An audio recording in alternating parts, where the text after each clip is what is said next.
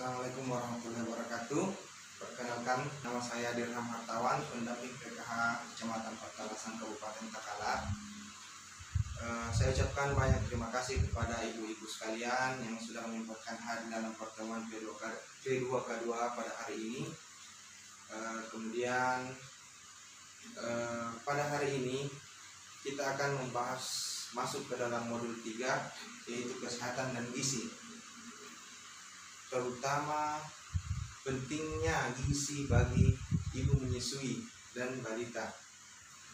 Ya, sebelum saya masuk ke pembahasan, saya mau menanyakan tentang sesi-sesi sebelumnya. Apakah ibu masih ingat atau tidak? Ya, jadi apa yang kita bahas pada sesi sebelumnya? Ya, betul sekali Bu. Sesi sebelumnya itu kita membahas tentang PKPU atau pengelolaan keuangan dan perencanaan usaha.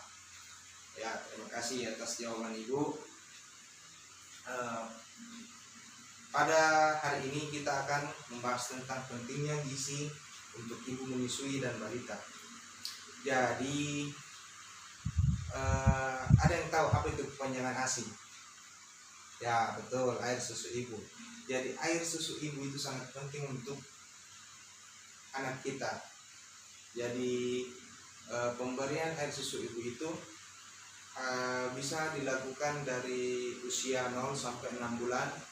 Itu diberikan ASI saja ya Bu, ASI saja, jangan diberikan makanan pendamping, karena ASI saja sudah cukup untuk kebutuhan gizi sang bayi. Kenapa kita tidak berikan makanan? Karena pada umur 0 sampai 6 bulan itu lambung sampai masih sangat kecil sekali Bu, jadi tidak perlu diberikan makanan pendamping. Nah, setelah 6 bulan kita bisa lanjutkan ASI sampai anak berumur 2 tahun, tetapi dengan memberikan makanan pendamping ASI atau MPASI kepada anak. Jadi untuk usia 6 bulan kita bisa memberikan makanan yang lunak-lunak, yang gampang dicerna oleh lambung sang anak, seperti itu.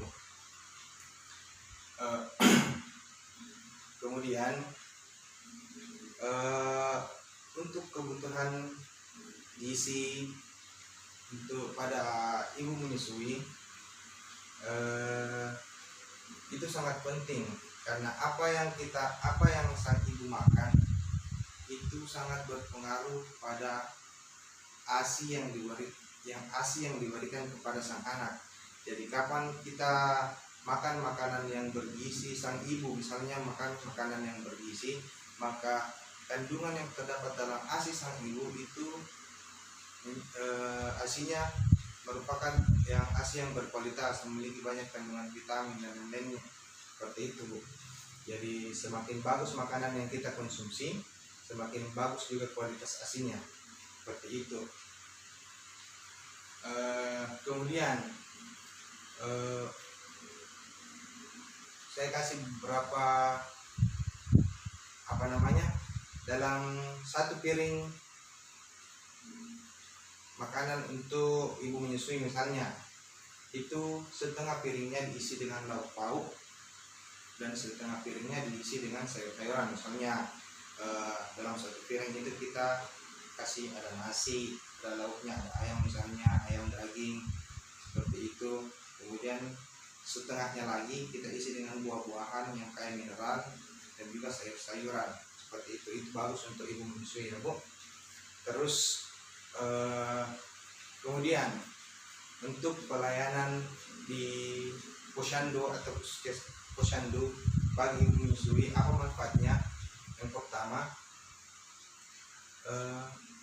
kalau ibu-ibu pergi ke posyandu, ibu-ibu bisa mengetahui perkembangan anak. Misalnya anak juga bisa mendapatkan vitamin A, imunisasinya lengkap, bisa dilakukan di posyandu. Yang penting ibu rajin ke sana ya.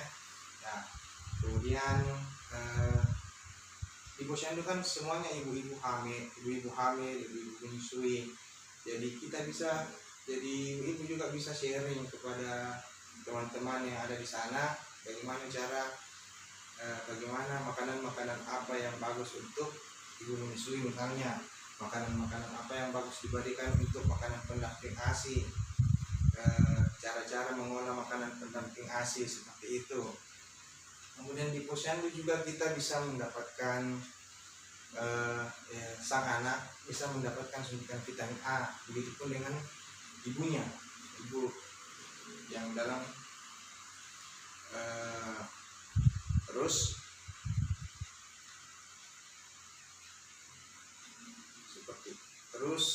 kemudian kita juga di posyandu itu kita juga bisa mendapatkan pelayanan kesehatan, misalnya mendapatkan informasi dari bidan yang ada di posyandu seperti itu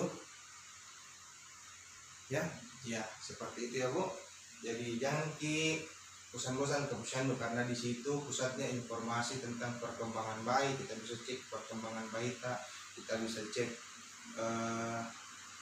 makanan apa yang bisa kita konsumsi selama hamil atau selama menyusui, seperti itu ya.